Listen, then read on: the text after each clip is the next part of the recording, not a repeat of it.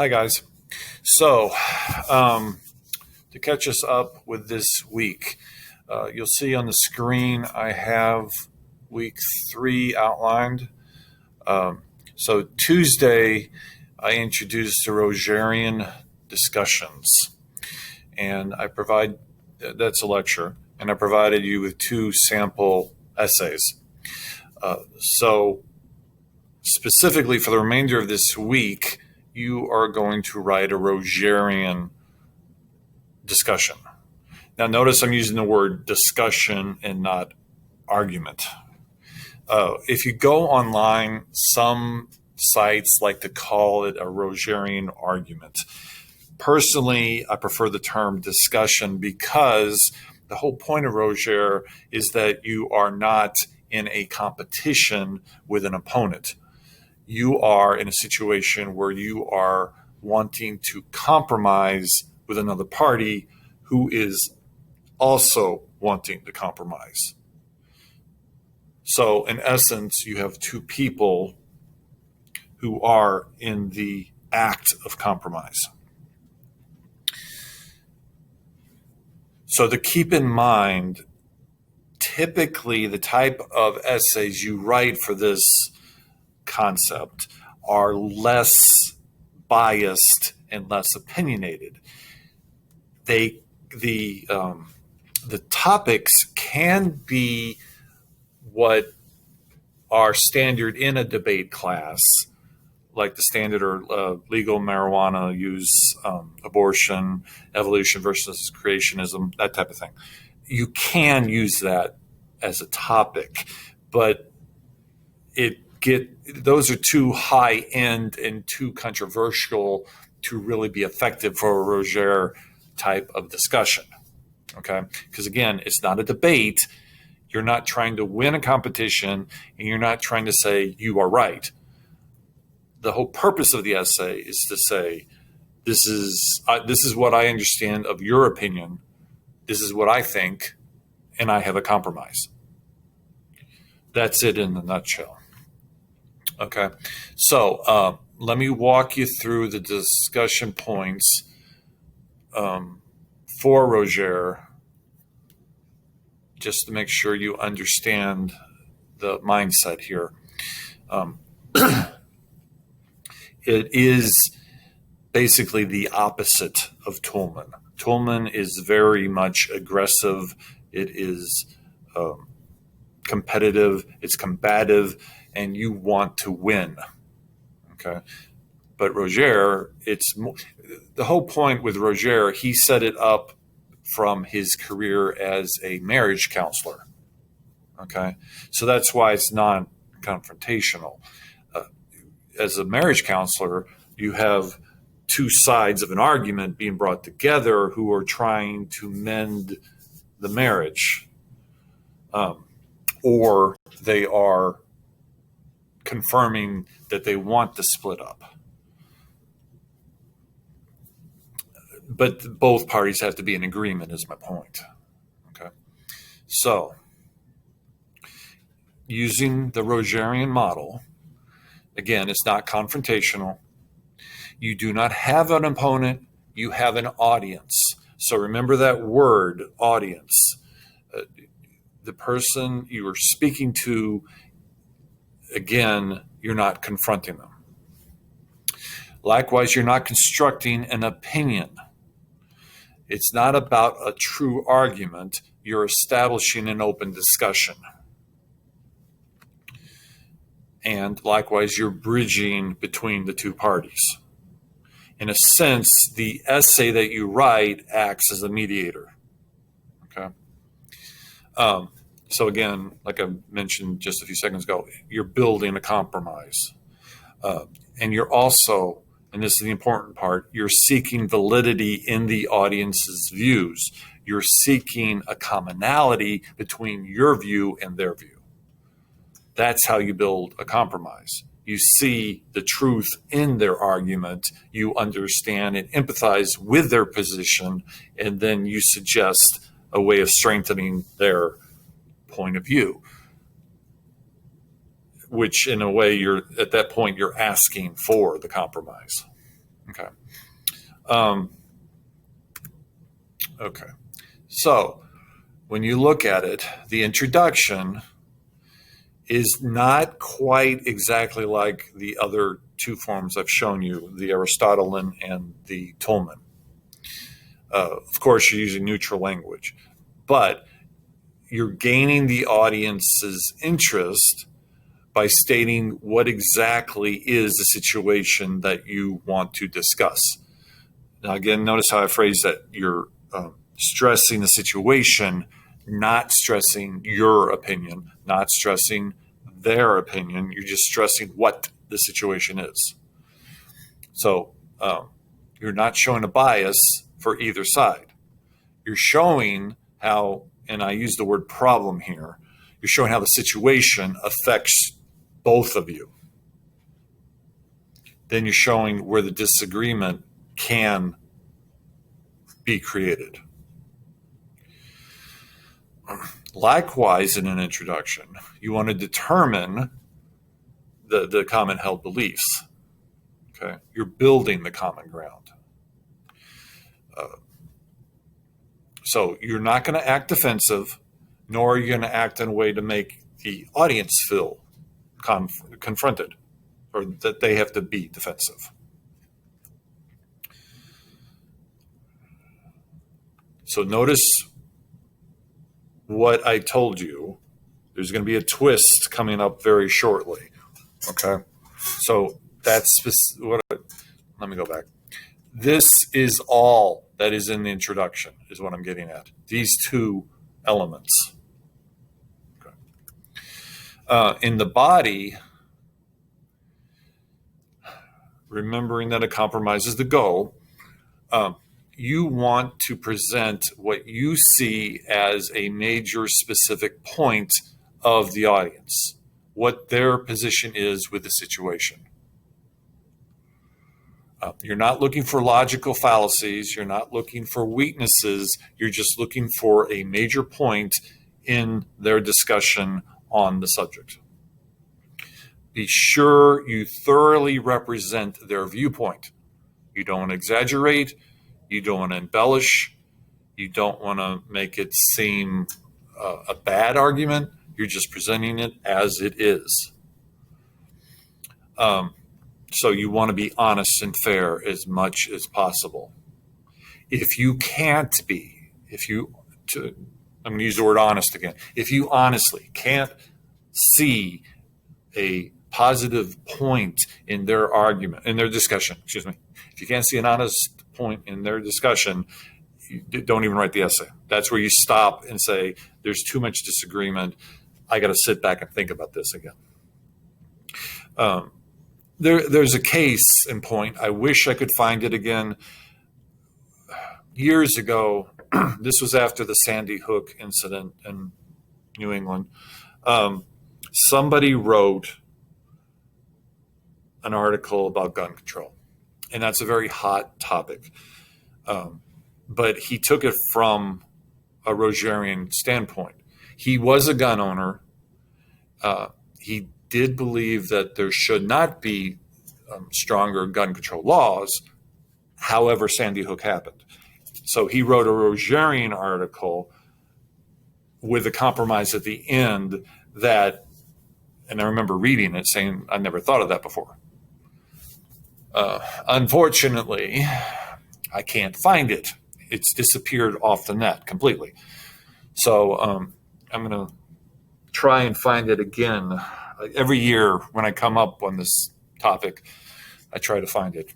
So I'm going to try and find it again because it was like the perfect example of being able to generate a Rogerian compromise.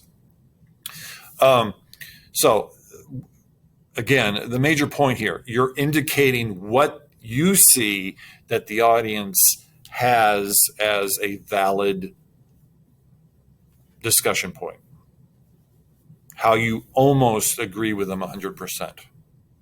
You're also providing the strengths in their argument, what they are doing right in what they present as their findings. Okay, again, yes, I did use the word argument. I probably should change it to discussion. Okay, but you want to establish You're confirming for them what you see as a strength. You're encouraging them to always include that in a part of their discussion. Okay?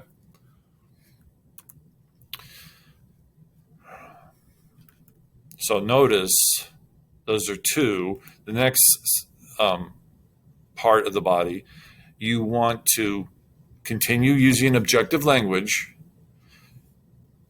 You next provide your own point of view. But notice the logic here. You first want to establish a positive notion of what the audience sees. And then you want to present your own point of view. Okay? And again, this isn't an argument. You're not going to be defensive. You're just basically saying, this is my point of view, and you're saying why you have made your choice. You're not saying what has made your choice strong. You're saying why you want to use that as evidence. And you're not going to say your opinion is better. You're just simply saying, this is evidence that I have found that has supported my decision on this issue, and this is why it works for me. And then finally, to close out the body, you'll have alternating discussion points. You are providing concessions between the two sides. And you're just basically comparing and contrasting. Again, without being negative. At number 4, you're basically showing more or less a history of what some people have made a debate. Okay. Now, the conclusion is unique. This is where it's going to twist, I'm going to say radically different than the other two arguments. So, in the conclusion, this is where you want to say you have figured out a common element between the two sides. You see an element that supports both of you, where the focus, what will end up being your focus of the closing discussion. This, in a sense, is showing a positive gesture towards the audience. So likewise, you want to use language that provides a sense of hope. You're suggesting there is a resolution. You're suggesting you want the resolution. And that's the important thing. You're asking for the audience to understand you are using compromising strategies. You don't have ill will, in other words. So after you do number 1, number 2, you want to tell your audience how they would strengthen their argument. What would they have to say to allow you to agree with them? So in other words, although in a sense you're pointing out a weakness in their discussion, you're saying honestly what the one thing that's holding you back from agreeing with their side. And if they would change that moment, you would switch. That's where this becomes a very open, honest, calm meeting of the minds. Okay. Notice that I have the word then, and it's red and italic. This is the twist. Okay, this is where you're going to get a major shock. Here in your conclusion is where, number 3, is where you offer the thesis statement. So the thesis statement is not in your introduction, it's in your conclusion. The thesis statement is the official compromise that you have constructed that works towards resolving problems between the two of you. And you have to be sure it is showing a willingness to change, a willingness of, I'll give this up if you give that up. Okay. And I'm sorry that the slide, for some reason in Schoology, totally warped the formatting. But because you provide the thesis statement as the confirmation of your compromise, that is displaying an expectation. They will also change a portion of their side of the discussion. And as a result, you want to offer what will benefit both parties, how both of you win out of. You've heard the expression win-win. You want to provide a statement or two that shows a win-win for both of you if you both compromise. Okay. So simply put, that's the Rogerian concept. There's a lot of goodwill embedded in this. Okay. I did provide you two examples. I'll open one of them. You might have had trouble examining, because what happens when you click on this link, by the manner of the way the web page is constructed, you get this blank. If you go up here to this icon, it opens up the web page. And over here, you've got two choices. You've got one about snowboarding and one about, I believe it's about the Pledge of Allegiance.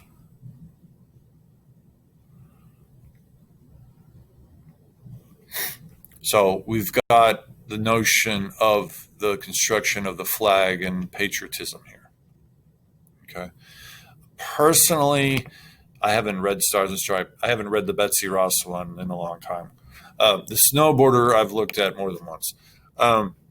This one is basically tackling the topic of wearing helmets when you're snowboarding or skiing. There's been a major movement towards requiring helmets, just like people should be required to wear a helmet on a motorcycle or a bicycle.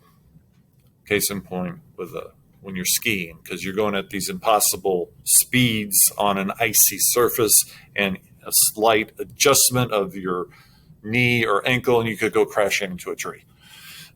That's what the argument is here. But it's a Rogerian compromise.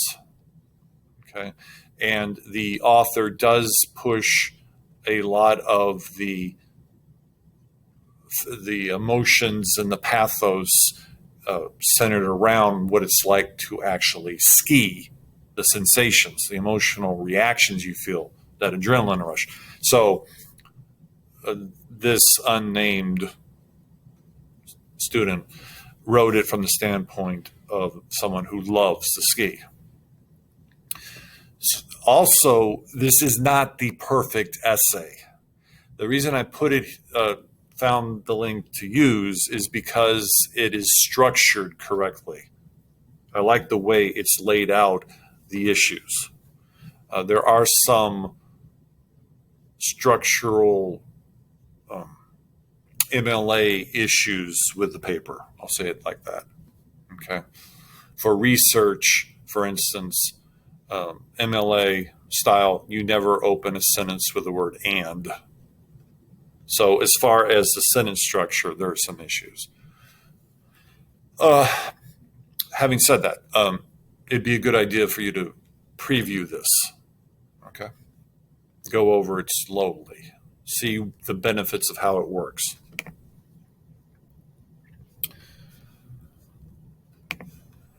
Okay.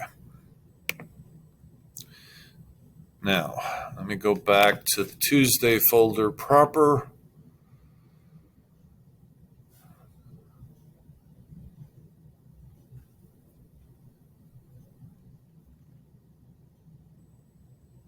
Okay.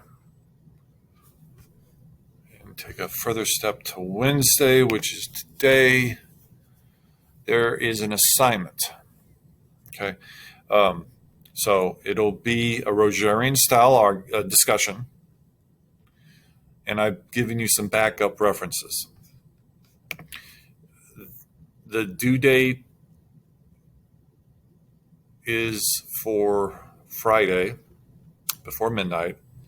You're only providing 3 paragraphs. So you're providing an intro, a body, and a conclusion at least. If you want to give me more than just 1 body paragraph, by all means, embellish your discussion. But what it comes down to, you're showing me you understand the background of a Rogerian discussion. Okay? The prompt is, now, admittedly, today was the inauguration of Joseph Biden. So we can twist this statement to read, should President Donald Trump have been required to attend the inauguration of President-elect Joseph Biden on January 20th, 2021? Should he have been required? To make it make more sense. So again, you're just providing 3 paragraphs. You can have more body paragraph if you want. You're using MLA guidelines. You're following all those Rogerian methods we went over, regardless of your party standing, regardless of how you feel about Donald Trump. This is a compromise you're proposing. What could have been done in order for Trump to save face, to exit from the presidential arena and still have a sense of establishing the traditions behind the presidential office.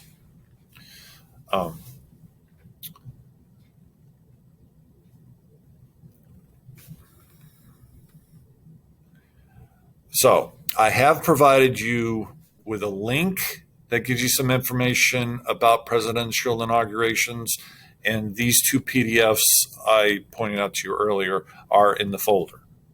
They're basically about inaugurations in the past, what they were intended to be, how they've changed over time.